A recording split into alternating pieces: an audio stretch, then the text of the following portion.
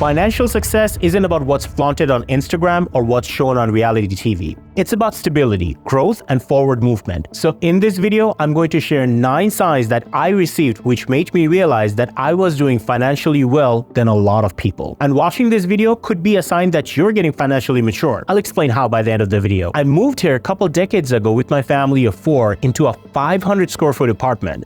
We only had $1,200 to our name with what we had to start our life back from zero again. And there were days I had my power cut off due to non-payment and no food in the fridge. I had it all, and I had to overcome all of this to get to where I'm at today, which taught me some powerful lessons about money and life in general. But what does doing financially well really look like? Let me answer that with some of the recent statistics. Cost of living, housing, and other expenses continue to rise. The average US household spends $61,334 annually, but earns $71,000 on an average. To live comfortably, the suggested income is $85,000 before taxes. Men had median annual earnings around $60,000 in 2020, and women earned approximately $49,800. Alarmingly, 22% Americans don't have emergency savings, and a whopping 61% can't cover a $1,000 expense. 60% of Americans don't keep regular written budgets. Now, in order for me to get to the realization of being financially well,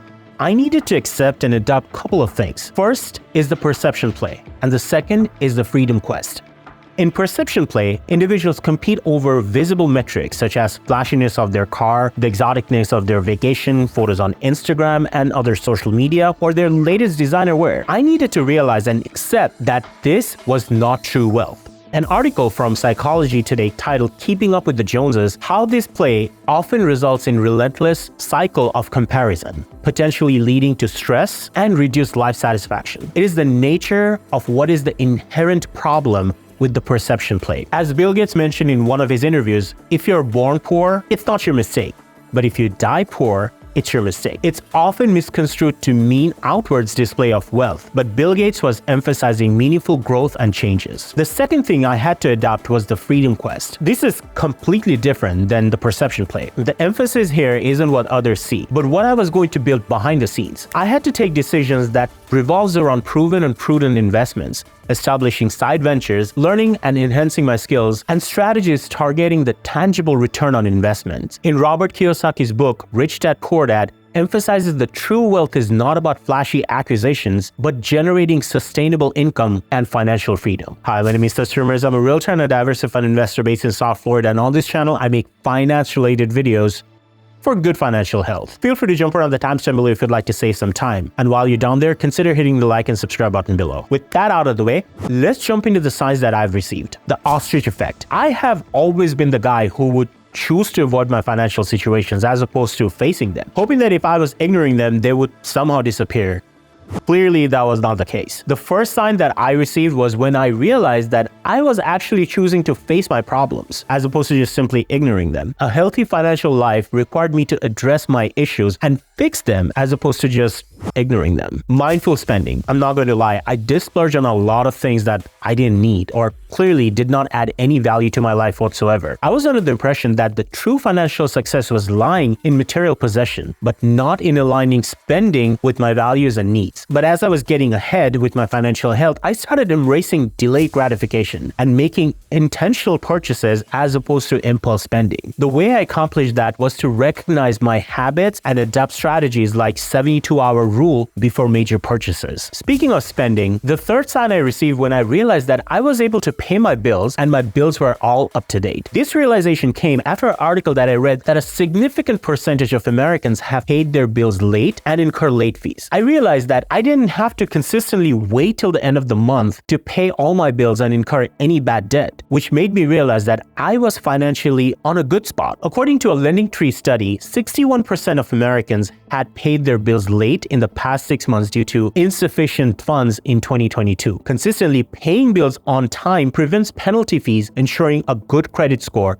and reduce stress. Being able to pay your bills timely is an accomplishment. Many people struggle due to financial indiscipline or insufficient income, leading to issues like late fees, credit score decline, and potential loss of asset. If you consistently pay your bills on time, you're in a sound financial position, because there are a lot of people who cannot pay their bills, either not enough money or the discipline they need to have towards being able to pay their bill. Earnings. The average global household income is $12,235 per year. The median household income per capita is $2,920 per year. So if you're making $100,000 per year, that puts you at a 10% global earners. By making over $1 million, puts you on top 1%. I realized that in the grand scheme of things, I was doing much better than a lot of people in the world. I was earning a lot more than a lot of people in the world. What made me realize that was the perception of income and wealth is largely influenced by the social circle and my surroundings. In this social media generation, everyone is constantly exposed to extreme outliers of success.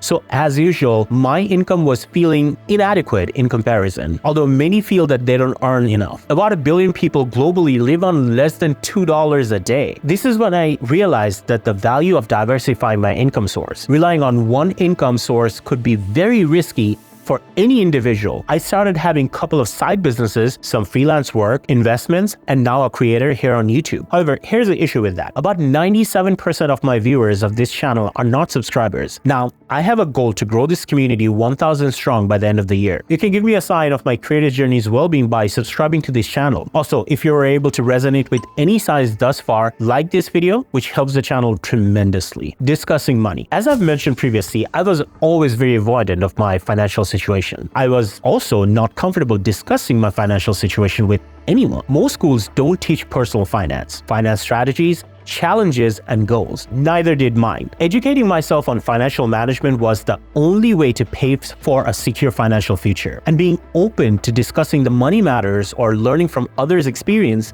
was a sign of financial maturity. No one's financial health, income, and expenses are the same. Breaking out from this taboo of money talk helped me combat the stigma of this conversation. Emergency funds. As alarming as it is, 22% of Americans don't have an emergency savings, and a whopping 61% can't cover a $1,000 surprise expense. I started focusing on a minimum of 6 months of living expenses in case of emergency, and a significant number of people don't even have a month worth of living expense saved up. Having such a buffer helped me get ahead on my financial journey. Let me know in the comment section below if you have an emergency fund, how long do you have it for, and when did you start it? Retirement. Now, obviously, this realization did not come at a very early age. I was young and stupid once and did not really care about my future. As I saw myself getting older and financially mature, I started focusing more on my future and retirement. I understood that the importance of good financial habits, perhaps not in an early age, but better late than never. And I focused on capitalizing on compound growth. There may be a time when I'm not going to be able to work and sustain a similar lifestyle. For that,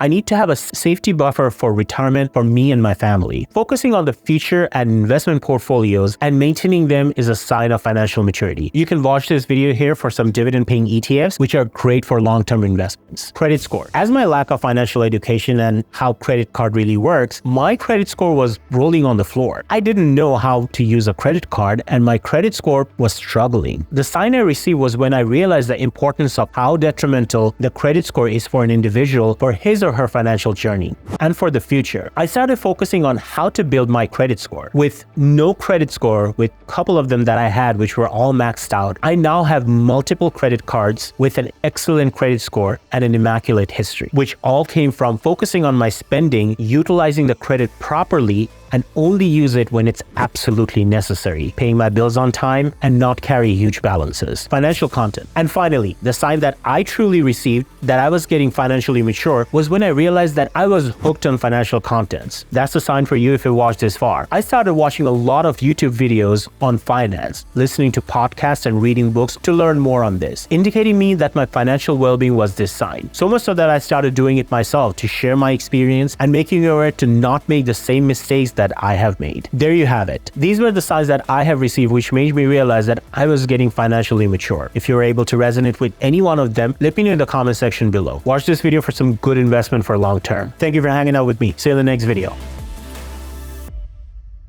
Breaking out from this taboo. Breaking us from this blah, blah, blah, blah, blah. Men had median annual Men had median. Men had medium. Hoping that if I was ignoring them, ignoring. It's not ignoring, it's ignoring. According to a study, according to a lending. Ugh.